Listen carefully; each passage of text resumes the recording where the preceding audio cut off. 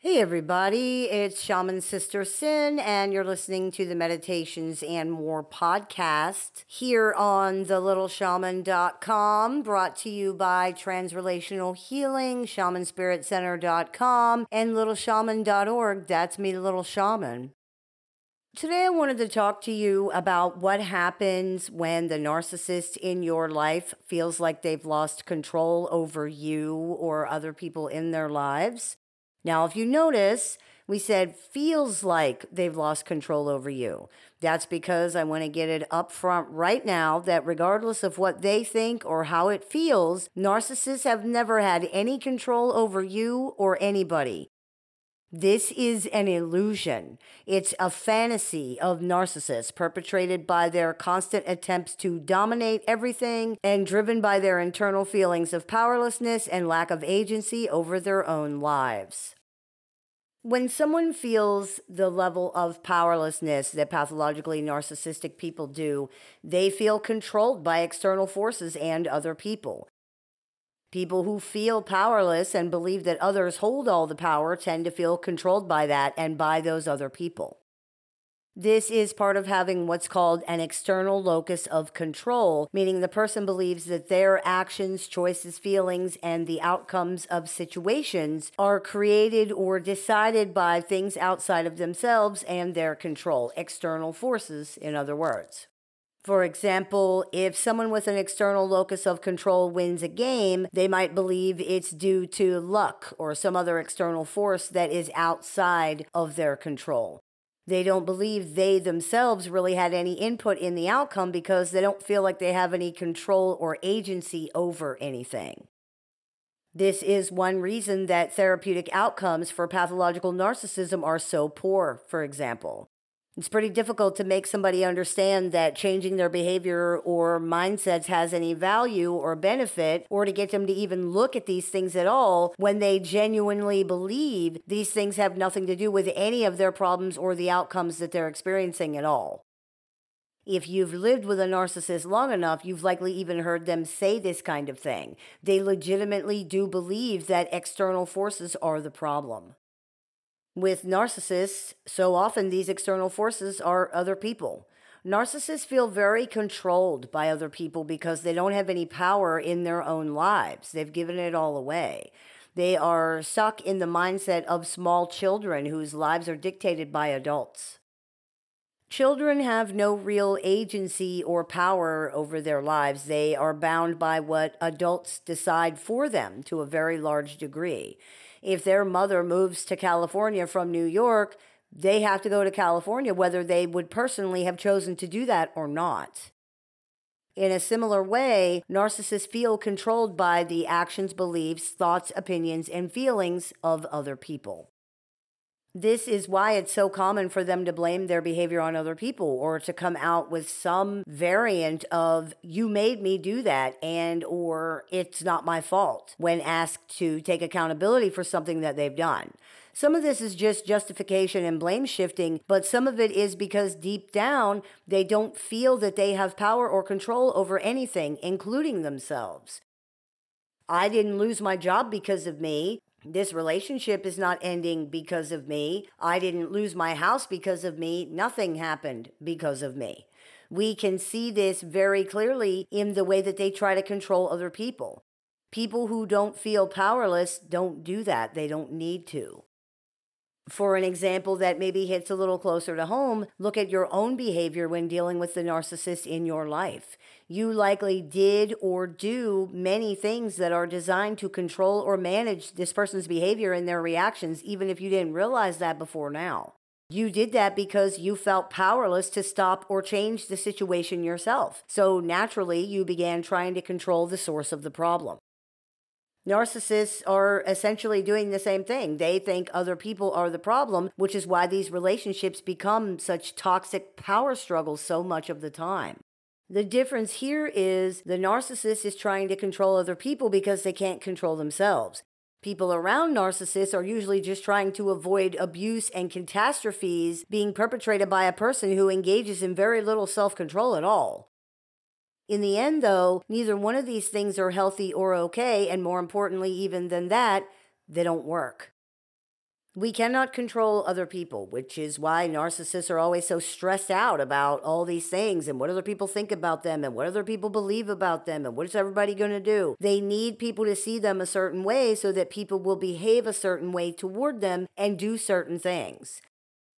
It's very difficult to maintain that, and it's extremely important that they be able to do that. Their survival is predicated on it to a very large degree. Therefore, this is a source of significant stress for narcissists. When they cannot control this anymore, when they lose whatever power they believe they had over other people, this communicates things to them that are very threatening and destabilizing. Narcissists are operating under the infantile mechanism that if their needs are not recognized by the people around them, they'll die or some other horrible thing is going to happen to them.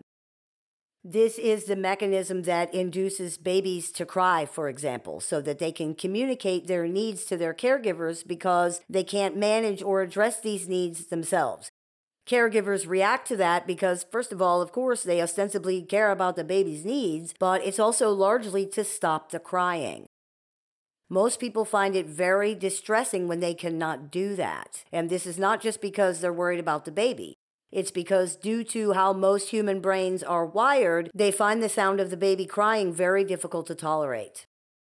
Babies feel acute distress when their cries are not responded consistently, and they should, because if we as adults do not respond to their needs, they'll die. If you don't feed your baby will die. That is what the crying mechanism does and why our brains are wired to react to it the way that they are. It helps ensure the survival of the baby and therefore our species. When people learn to self-soothe, when they mature enough to address their own needs themselves, they leave that mechanism behind. For narcissists, this does not seem to happen correctly. They're not the only people that happens to, but it does happen to them. They are still operating according to this infantile mechanism that dictates others need to respond to their needs and react to them, or they're in danger, they're not safe. When this does not happen, when they don't get that response, when they don't get that reaction, they experience profound distress because it signals danger to them. This is part of the very common narcissistic need to overreact, to create and provoke drama, to be the only thing that matters in any situation, many other things. It's important to understand this is much more than just being mad because they're not the center of attention or being in a huff because people are quote-unquote ignoring them. It signals to them that they don't matter. And if you don't matter, you're not safe, because if no one cares about you, they're not going to care about your needs, therefore they won't fulfill them, and now what's going to happen to you? You have no power, no ability to affect anything. Certainly you can't address your own needs yourself. What else can you do but try harder to get that response from other people, to get that reaction? And that is what they do. It's important to remember that this does not excuse a narcissist's behavior in any way. As sad as some people might feel that this is, narcissists are not children. They are grown adults, and this is their responsibility to address however they can do that. At no point is it ever acceptable for them to just inflict their untreated selves on other people because they've decided they want relationships with others and they feel that they're just entitled to have that without doing anything to ensure that they can show up in these relationships in healthy adult ways, to ensure that they're not actively and continuously harming people with their problems and their behavior. It also doesn't somehow mean that you are responsible for fulfilling their needs. Again, these are not children. They have to do this for themselves, and if they can't, then they can't. As anyone who has dealt with a narcissist knows, other people cannot do these things for them. It doesn't work. They don't feel safe. They don't feel loved. They don't feel better. It doesn't work. So adult people not being able to do this for themselves does not mean this is somehow now somebody else's responsibility. That is a codependent mindset that needs to be let go of and released. It's harmful to you, and it also does not help them in any way because it actually validates their distorted belief systems and cognitive distortions.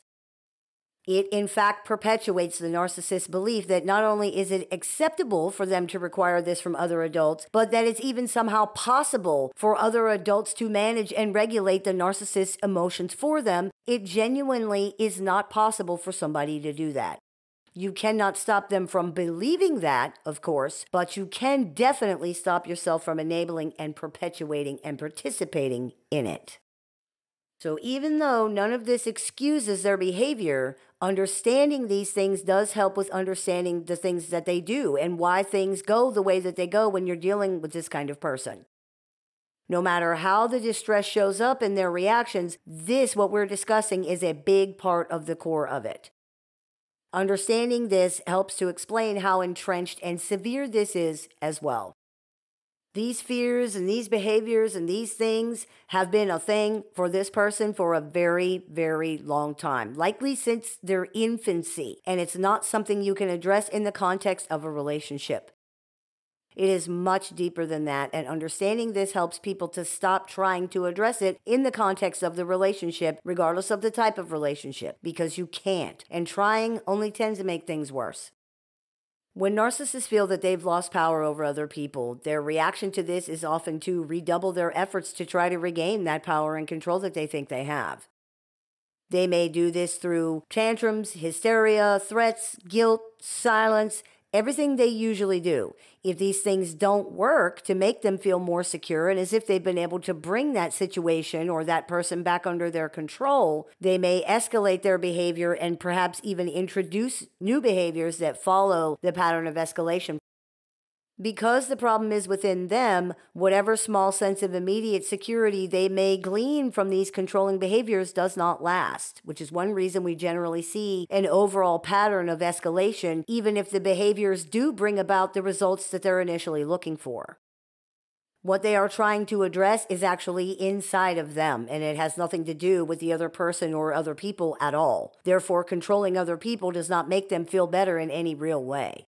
So, in trying to address the issue, mistakenly believing that the solution is in things outside of themselves, they escalate their controlling and dominating behaviors, trying to make themselves feel better. As this gradual escalation occurs, even when it does get the results that they're looking for, the pattern is generally given a violent shove in severity if the narcissist feels like it's not working. For example, if screaming does not bring about capitulation in the other person and therefore a feeling of reestablished security for the narcissist, they might start throwing things. If throwing things or breaking things does not cause this person to submit and do what they want, they might engage in more blatant physical intimidation, getting in your face, punching holes in the wall beside your head. If that doesn't work, they might engage in physical violence. The escalation just continues.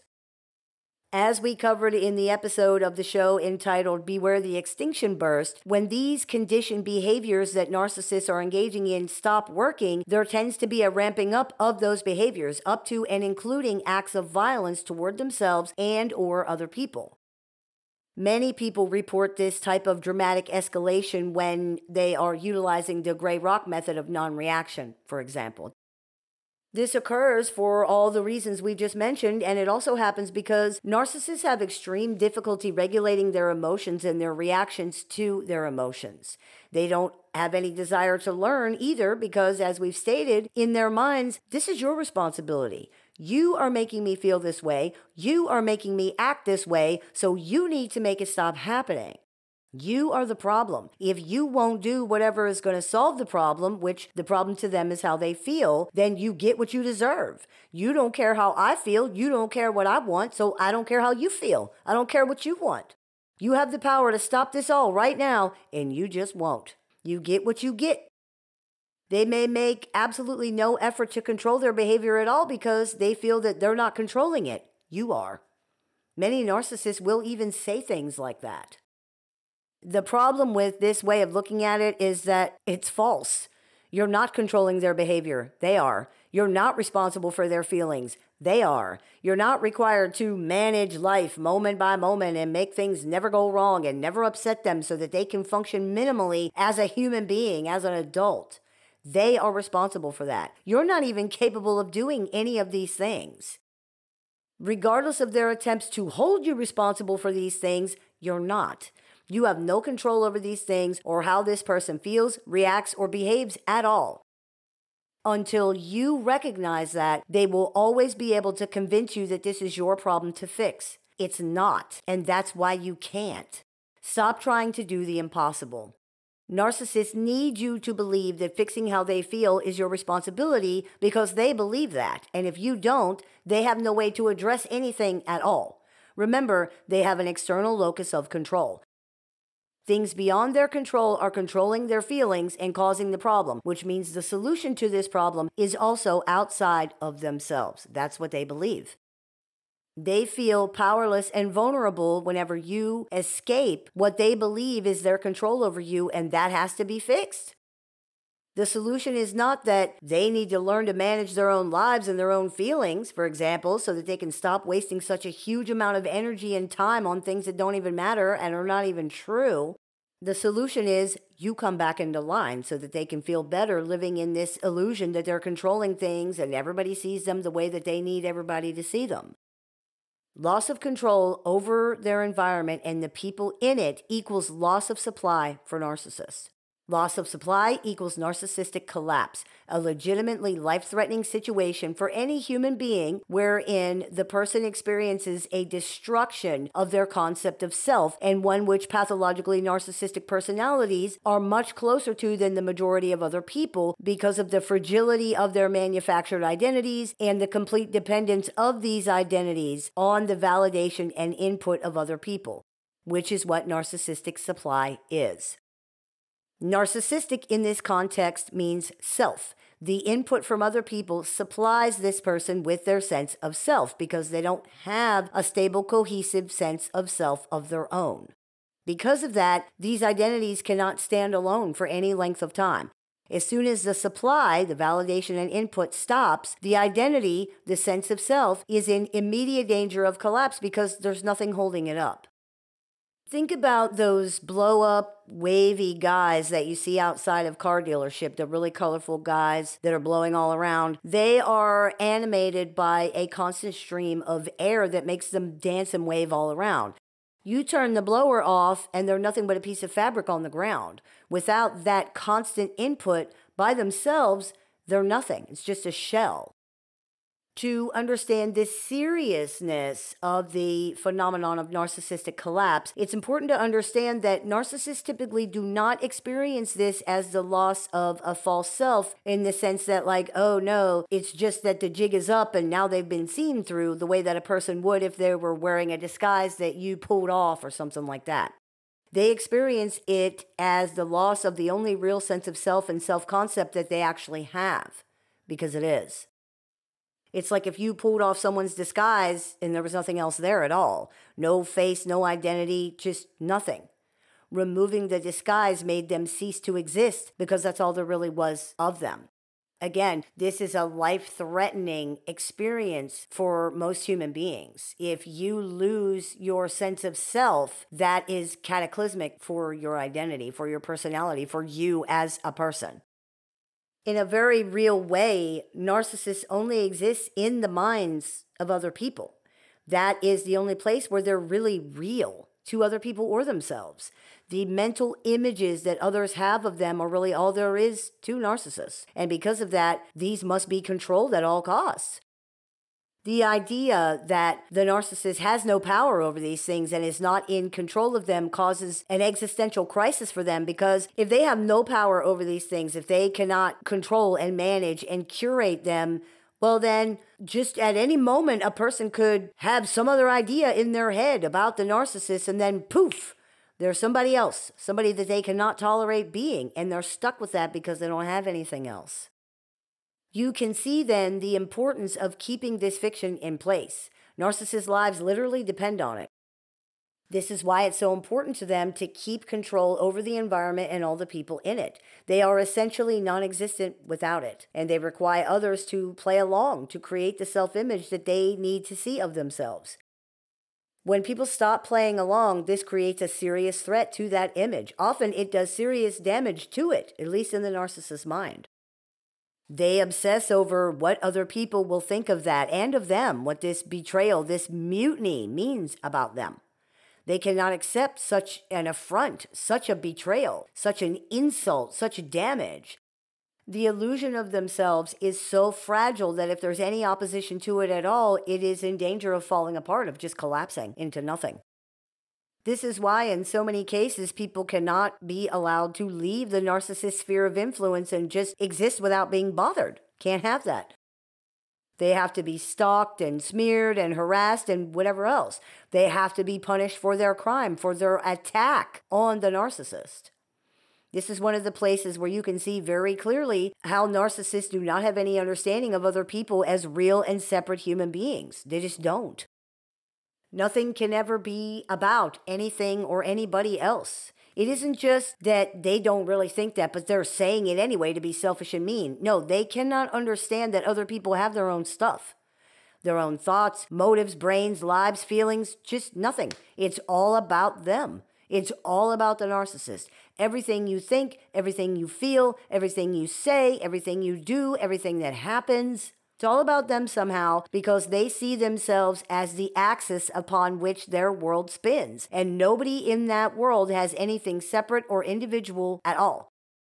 Nothing connected to them or that impacts them could have any other reason or motive but them. Now, that's different, for example, from someone who suffers from schizophrenia, for example, who might believe that people on TV that they don't even know are sending them messages. Or maybe they believe that they can transform into some other person or some other object or some other animal.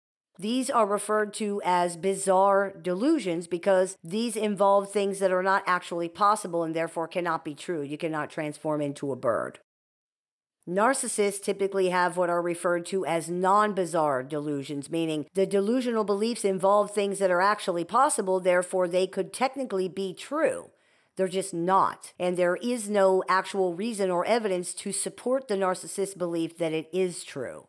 That's another reason we could think of it as a delusion, by the way, because it's a distorted belief or a conclusion that continues to persist even in the face of contradictory proof and evidence. When narcissists feel that they have lost control over other people, this can cause them extreme distress for all the reasons we've discussed here and others, and their reactions to that distress can vary.